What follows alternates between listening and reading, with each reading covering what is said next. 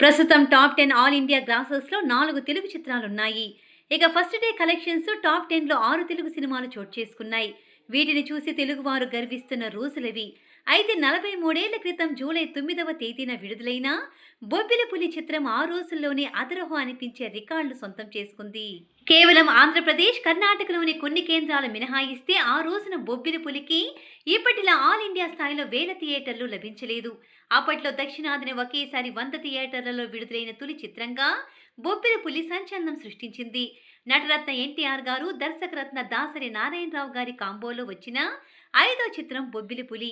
ఈ సినిమాలో అప్పటి ప్రభుత్వాలను ఎండగట్టే అంశాలున్నాయని తెలుసుకున్న పెద్దలు బొబ్బిలిపులిని సెన్సార్ బోర్డులో బంధించి ఇబ్బందులు పెట్టాలని ప్రయత్నించారు.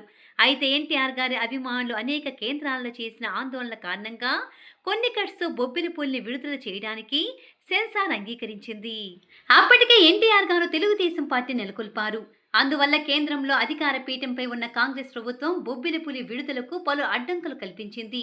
చివరకు అభిమాన గణాల ఆందోళన విజయం సాధించింది. బొబ్బిలిపులి సర్టిఫికేట్ రాగానే జూలై 9 విడుదలని ఈనాడు దినపత్రికలో ఫుల్ పేజ్ యాడ్ వేశారు. దాంతో అన్న అభిమానులు ఆనందంతో చిందులు వేశారు. ఇప్పటి హీరోల ఏడాదికో 2 ఏళ్లకో ఓ సినిమా విడుదల చేస్తున్న రోజులు కావు.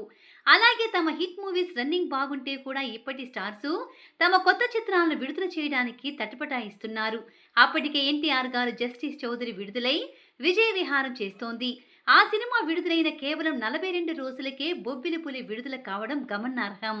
బొబ్బిలిపులి చిత్రం మొదటి రోజునే 13,22,014 రూపాయల 91 పైసలు పోగేసి అందరినీ ఆశ్చర్యంలో ముంచెత్తింది. అప్పట్లో నేల క్లాస్ కొన్ని చోట్ల 41 పైసలు, మరికొన్ని కేంద్రాల్లో 55 పైసలు ఉండేది.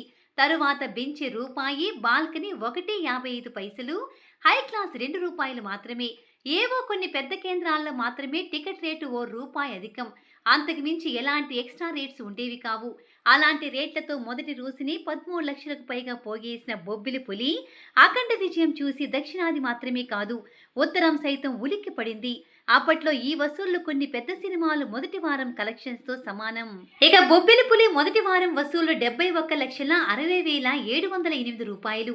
ఈ మొత్తం ఒక రాష్ట్రంలోనే సంపాదించడం ఆ రోజుల్లో చర్చనీయాంశమైంది. ఈ వసూళ్లు సూపర్ డూపర్ హిట్ అయిన ఇతర హీరోల సినిమాల టోటల్ రన్ కి సమానం. ఈ మొత్తాన్ని ఈనాటి లెక్కలకు సవరించి చూస్తే 200 కోట్లకు ఏమాత్రం తగ్గవు. అందున బొబ్బిలిపులి కేవలం 100 థియేటర్లలో మాత్రమే విడుదలైందన్న విషయాన్ని గుర్తించుకోవాలి. అలాగే ఎలాంటి ఎక్స్ట్రా రేట్స్ కూడా లేని రోజులవి మరవరాదు.